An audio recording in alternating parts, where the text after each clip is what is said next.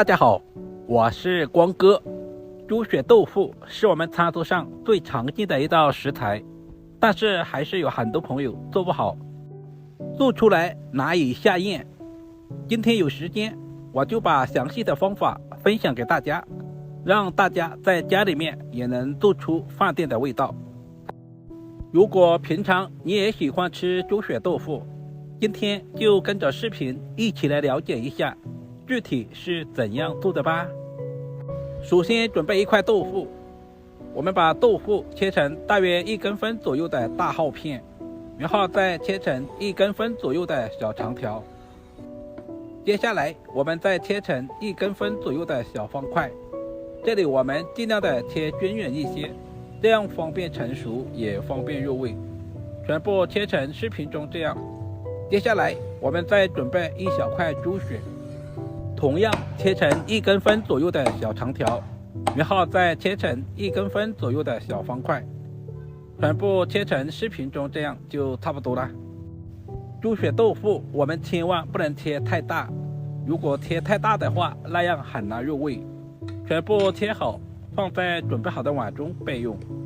接着我们准备一锅开水，加入1大勺的食盐，然后用勺子搅拌化开。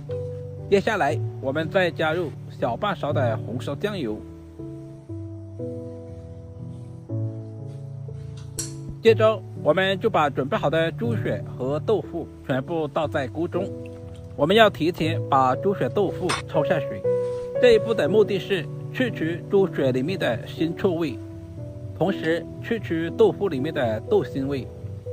温度的升高，出现了大量的浮沫，这些浮沫也是腥味的重要来源，我们要用勺子充分的打干净，有多少我们就捞多少。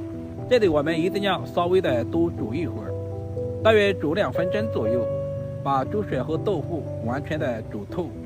煮透以后，我们再捞出来，放在提前准备好的凉水中充分过凉。放在凉水中大约浸泡10分钟左右。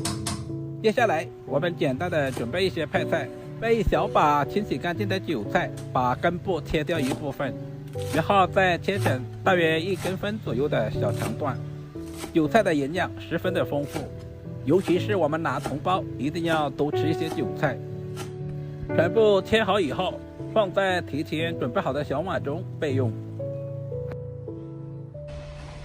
做猪血豆腐，我们离不开蒜子，备一小把大蒜，先切成薄片，然后再剁成稍微细一点的蒜末。全部剁好以后，放在提前准备好的碗中备用。来，准备一小块去皮的老姜，切成姜丝，然后再切成姜末。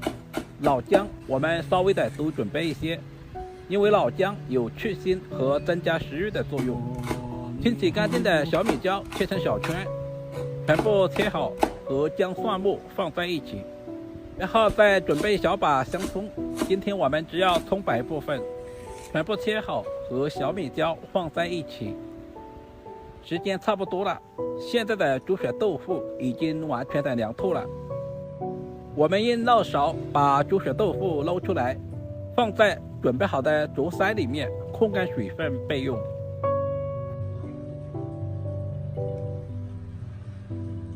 接着准备一口锅，加入少量的食用油，油温烧热以后，我们下入切好的葱姜蒜小米椒，把葱姜蒜炒出香味，把小米椒炒出辣味。接着我们再加入1大勺的红油豆瓣酱，再次翻炒均匀，把豆瓣酱炒出红油，炒出香味。豆瓣酱一定要提前炒制一下，这也是饭店博外权的小技巧，这样炒一下豆瓣酱的香味更加的浓郁。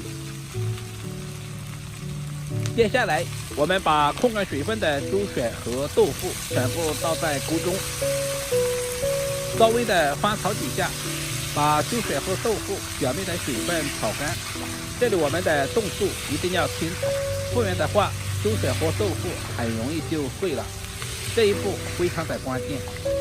这里我们炒制的时间也不需要太长，大约翻炒个10秒左右就差不多了。接下来我们往锅中加入小半碗的温水，接着我们简单的调下味，加入1大勺的生抽，然后加入少量的红烧酱油上色。